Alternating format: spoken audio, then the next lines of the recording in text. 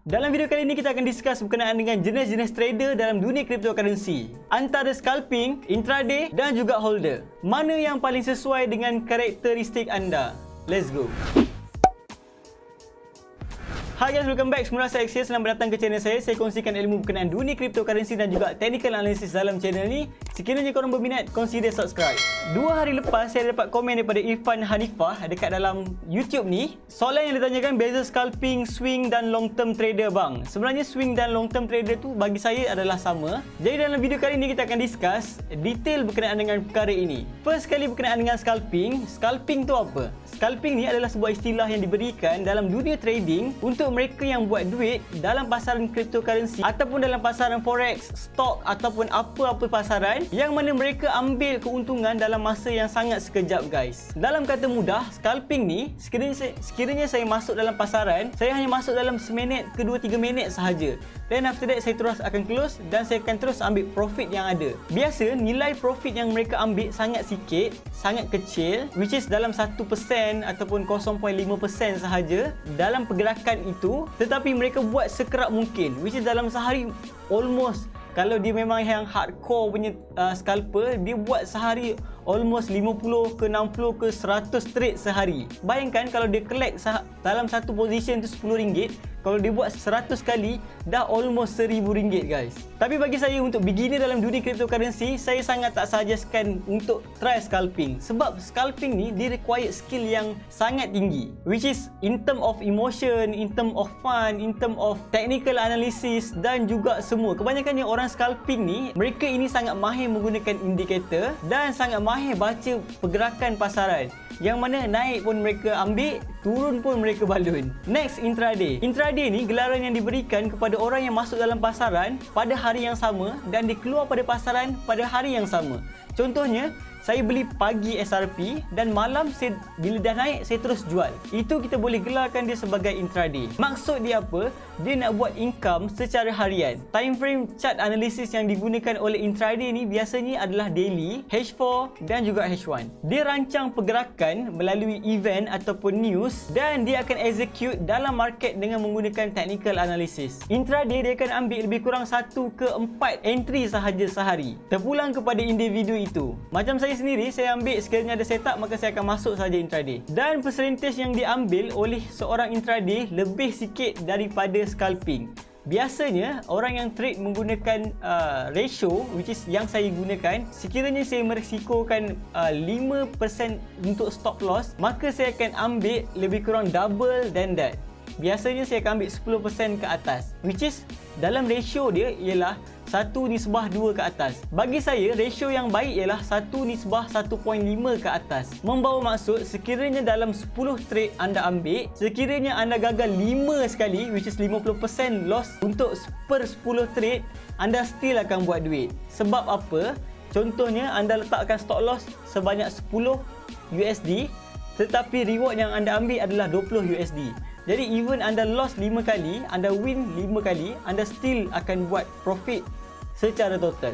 Dan next adalah holder. Holder ni adalah istilah yang kita gunakan dalam dunia cryptocurrency untuk mereka yang swing trader ataupun position trader dalam pasaran yang lebih besar. Contoh dalam pasaran forex. Kelebihan holder ni biasanya mereka ni more to fundamental analysis, which is mereka melakukan analisis dalam bentuk kajian, artikel, jurnal, projek dan juga sentimen semasa. Contoh saya sendiri, ada beberapa projek yang saya memang jadi holder. Antara dia adalah SRP, yang mana korang nak jadi holder ni very simple. Korang pergi dekat coin market cap, korang analisis 10 coin yang ada dekat dalam top 10 list tu, ranking list tu, dan korang perlu buka sahaja dan study berkenaan dengan projek itu. Contohnya Bitcoin. Pada tahun 2010, harga Bitcoin lebih kurang $1 ataupun $0.1 sahaja guys. Dan pada hari ini harga Bitcoin dah pun mencecah 50,000 USD guys. Dan kelebihan untuk menjadi holder ni, mereka tak ambil kira kenaikan dalam masa short term,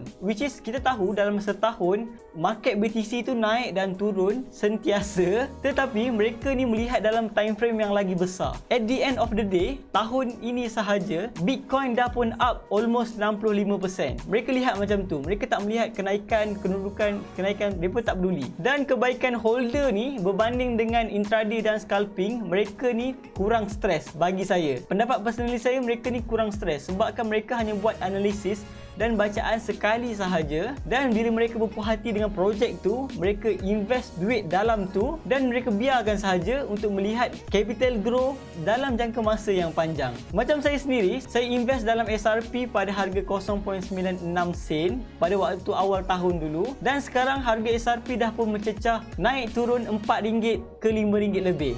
Jadi maksud dia, saya dah pun 5x SRP. Jadi secara conclusion dia, kalau tanya saya jenis trader apa, saya more to swing ataupun holder dengan intraday. Ada istilah yang cakap holder always win, tapi make sure that korang hold pada projek yang memang A. Bagi saya, projek dalam top 5 dalam list coin market cap ranking, bagi saya itu adalah projek yang akan sustain untuk long term, InsyaAllah. Untuk intraday, contoh macam dalam setup Theta yang saya kongsikan ni, yang mana saya kongsikan pada waktu tu, which is pada waktu price belum naik lagi, price pada harga $5 pada waktu tu, dan saya akan buat macam ni, which is saya akan letakkan harga pada sini dan saya akan letakkan stop loss 8%.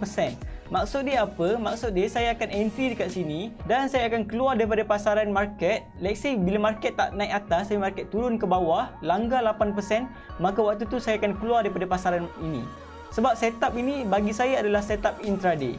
Dan biasanya ratio yang saya akan ambil ialah double daripada risiko saya. Contoh dalam setup ni, minimum saya akan ambil for sure pada 16%. Pada area sini, should be pada area sini kita dah boleh keluar sebagai intraday. Tapi biasanya apa yang saya akan lakukan ialah saya akan biarkan sahaja market untuk bergerak dan saya akan keluar pada position ini dengan menggunakan trailing stop loss. Contoh bila market naik macam ni sampai dekat sini, market turun, dan bila market up balik, maka saya akan alihkan stop loss saya kepada sini, which is saya menggunakan trailing stop loss. So dalam keadaan sekarang, saya dah alihkan saya punya stop loss dekat sini, which is dekat area lebih kurang 20% keuntungan.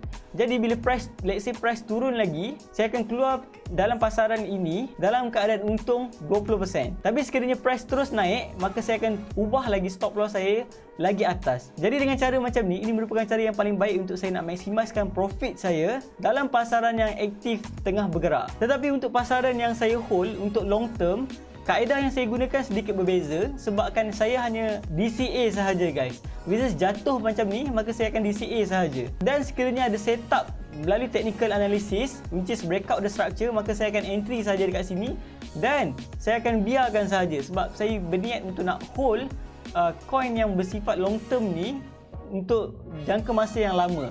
Paling kurang adalah sampai all time high dia, dan paling jauh mungkin 3 ke 4 ke 5 tahun ke depan. Sebab saya percaya benda ni akan wujud dan akan stay dekat pasaran sehingga masa depan. Walau macam mana pun, ini hanyalah pendapat peribadi saya, hasil daripada research yang saya buat. Semua orang disarankan untuk buat analisis sendiri supaya anda bertanggungjawab atas investment yang anda lakukan. Jadi secara conclusionnya, saya rasa untuk newbie, untuk mereka yang baru dalam dunia cryptocurrency, saya sarankan anda untuk menjadi investor untuk long term, which is korang menjadi swing position trader ataupun holder dalam cryptocurrency ini. Sebab bagi saya ini merupakan pilihan yang sangat baik untuk korang. Korang fokus buat duit dalam kerjaya korang, tetapi korang invest untuk long term dalam cryptocurrency ni. Untuk mereka yang baru, tak buka account dekat mana-mana lagi, saya sarankan untuk beginner mula dengan aplikasi Luno. Link ada dekat description. Dan selepas korang beberapa bulan dan korang faham berkenaan dengan dunia cryptocurrency dan korang nak advance sikit, dan waktu tu korang boleh pergi menggunakan Huobi. Link juga ada saya sertakan dekat bawah. Jadi guys, saya harap korang faham berkenaan dengan scalping, intraday, swing position ataupun holder yang saya telah kongsikan dalam video ni, dan komenkan dekat bawah what type of trader yang you guys prefer untuk nak jadi dekat ruang komen. Thank you so much untuk korang yang tengok video ni sampai habis. Make sure that korang bagi saya like and subscribe channel ni. Thank you so much guys. Jumpa dalam next video.